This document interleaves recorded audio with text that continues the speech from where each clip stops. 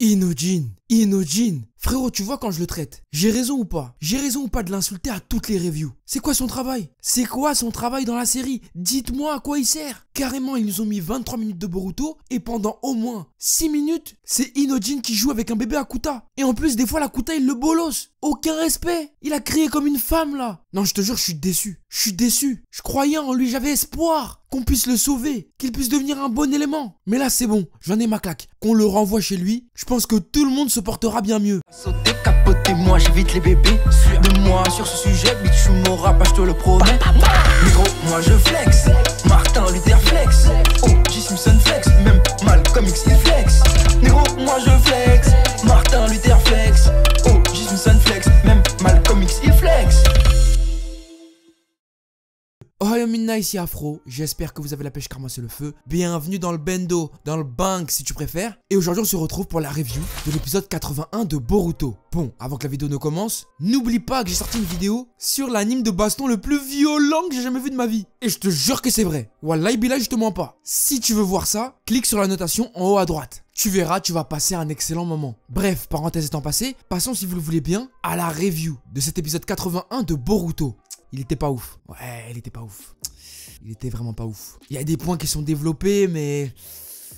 Ah, des fois, je te dis la vérité, frérot Serette, je suis un peu embêté. Pourquoi? Bah tout simplement parce que des fois j'ai envie d'arrêter. Des fois je me dis putain l'épisode il puait vraiment la merde. Est-ce que je dois faire une review? Mais quand je le fais pas, je reçois des messages de menaces où tout le monde veut fumer ma famille parce que j'ai pas parlé d'un épisode moyen de Boruto. Frérot, je sais plus quoi faire. Et pourtant, il y avait de quoi. Il y avait de quoi rendre cet épisode vraiment intéressant. Et pour moi ça commence d'abord par Shikadai et compagnie. En effet, tu le sais, la situation est simple. Tout le monde est conscient que Mitsuki a déserté. Tout le monde est conscient qu'il a frappé Boruto, mais à aucun moment, il y en a un qui se dit « Bon, j'avoue quand même c'est chaud les gars. Il y a un mec là-bas, il a fumé 50 Jonin ou Chunin, je sais pas. Donc est-ce que nous vraiment on a le level pour aller se battre contre eux? Faudrait peut-être mieux rentrer. » Et c'est là que j'attendais Shikadai. Shikadai c'est la tête pensante du groupe. C'est pas lui le décisionnaire certes, mais c'est la tête pensante. Il aurait très bien pu leur dire les gars, franchement, on s'enlise. Venez on n'y va pas. Wallah venez on n'y va pas. Déjà on a Inojin avec nous, il sait pas se taper. Si on le ramène là-bas il va mourir. Mais non, lui son truc ça a été de foncer tête baissée, d'accepter le fait que Mitsuki est déserté et plutôt chercher une solution sur comment aller le sauver là-bas.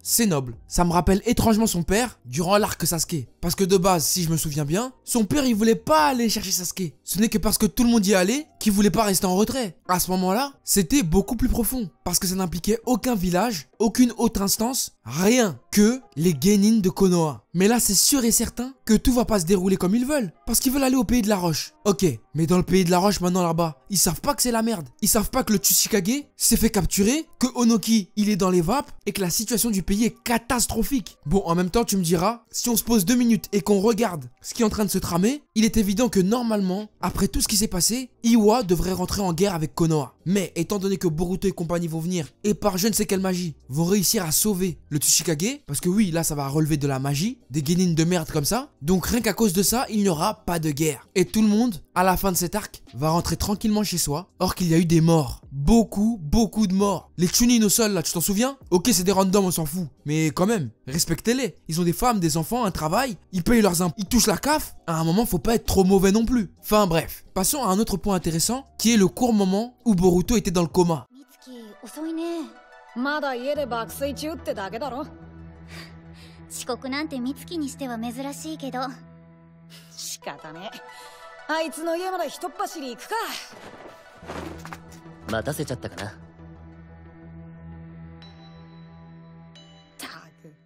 En effet, tu le sais, il s'est mangé l'attaque de Mitsuki de plein fouet et c'était tellement violent pour lui qu'il a dormi. Et pendant qu'il dormait, il rêvait d'un monde parfait où il était avec son Mitsuki et tout se passait bien pour eux dans le meilleur des mondes. Sauf que c'est à ce moment-là qu'un personnage fait son apparition et rend le truc beaucoup plus intéressant. C'est Garaga. Je me souviens pas dans Naruto que Gamabunta, Gamakichi et le reste peuvent rentrer dans la tête de Naruto. Je me souviens pas avoir vu ça. Après peut-être je suis fou, peut-être je dis vague, peut-être je dis des conneries, j'en sais strictement rien, mais j'ai jamais vu ça. Donc le fait que Garaga arrive à rentrer dans la tête de Boruto et à lui foutre des coups de pression, ça rend la chose beaucoup, mais alors beaucoup plus intéressante.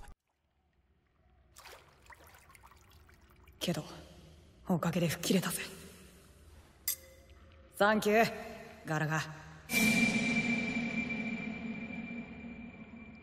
シャラゾーナ。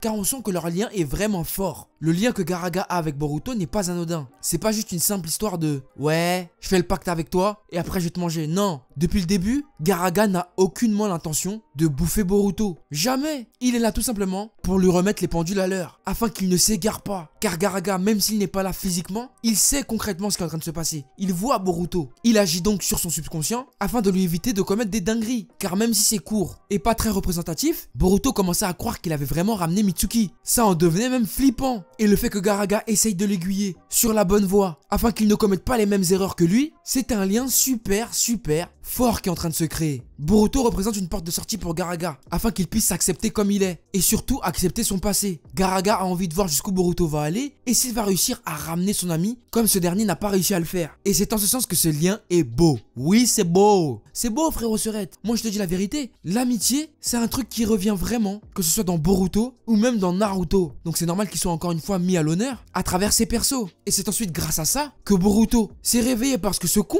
il a serré tellement fort le bandeau de Mitsuki que j'ai cru qu'il allait saigner. Oui, à un moment, je me suis dit, putain, Boruto, peut-être on croit, il est là, peut-être il est amoureux de Mitsuki pour de vrai. Hein. Après, comme tu sais, il est toujours déter pour ramener son pote à la baraque. Il a fait son choix. Et il a même dit une phrase qui rappelait son père, qui prouve encore une fois que Boruto et Naruto sont les mêmes. C'est que s'il faut ramener Mitsuki en le cognant, on va le ramener en le cognant. Exactement ce que Naruto a dit à Sasuke. S'il faut que je te cogne pour te ramener à la maison, frère, je vais te cogner ta race. T'inquiète pas. Et ça, moi, je trouve ça beau. On a tous un pote comme ça qu'on aime trop. Qu'on est là, on le voit déconner, on a envie de lui dire arrête, frérot, arrête. Et on l'aime tellement fort qu'on est prêt à se taper avec lui s'il fait une dinguerie. Et bah ça, moi, c'est ce que je trouve le plus beau dans les amitiés. Frérot Serette, si t'as un pote à qui tu tiens comme ça dans la vie, garde-le fort, soutiens-le, parce que cette personne compte vraiment pour toi. Et ce serait dommage de la perdre. Après, bien sûr, faut qu'elle soit capable de la même chose pour toi. Ça va pas que dans un sens. On n'est pas des bolos ici, tu nous as pris pour qui? Imbécile cancre. Enfin bref, pour finir, comment parler de cet épisode sans parler d'Inojin? Inojin, frère. Inojin fait des efforts, je te dis la vérité. Là, ça commence à faire trop. C'est-à-dire que je peux tolérer certaines choses que tu fais, mais à un moment, faut que t'arrêtes, frère. Tu te fais bolosser par un lapin, c'était dur.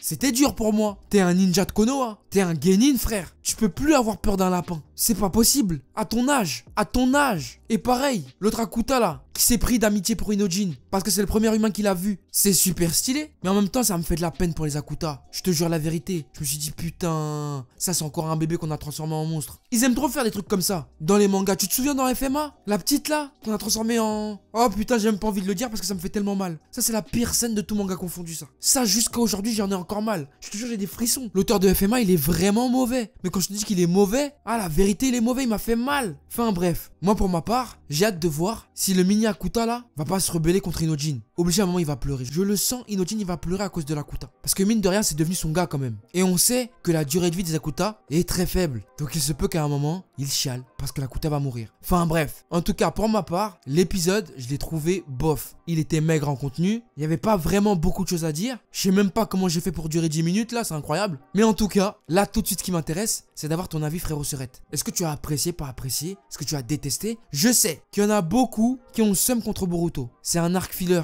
on peut pas en attendre trop non plus. Ils sont obligés de rester en surface les gars, on n'a pas le choix. C'est comme ça, le meilleur arrive, ne vous inquiétez pas. Voilà, sur ce c'est la fin de cette vidéo, j'espère qu'elle t'aura plu. N'hésite pas à mettre un gros pouce bleu si tu l'as apprécié. Abonne-toi à la chaîne et rejoins la famille frérot, c'est important. Suis-moi sur les réseaux sociaux, Facebook, Twitter et Instagram pour ne rien louper de l'actu de la chaîne. Et quant à moi je te dis à très vite sur cette chaîne pour de nouveaux contenus. Sayonara frérot. Allo, allo, t'es où descends? Chaque pote dans sa coche, je repars en courant. Mais moi, j'oublie rien, je suis trop content. Je suis venu pour couper des têtes et des tympans. Réponds-moi au phone tel quand je t'appelle. Les bitches sont pressées comme si c'était Noël. Elles parlent pas chinois mais finiront au lit. J'ai pèse en criant ici c'est Paris. Tant pis, je n'ai gros trop de flow, j'ai la vie devant moi. Aujourd'hui tu snobs mais demain tu suceras. Y'a que devant le daron que je regarde vers le bas. Chérie fais des squats sinon moi je te ken pas. On se connaît pas, négro, m'en veux pas, je vais faire du sale. J'avais tout prévu depuis l'époque où je regardais la. Je mets le shit dans la chaussette, sans peur qu'on m'arrête. Je m'en bats les couilles des disquettes, je voudrais pas faire.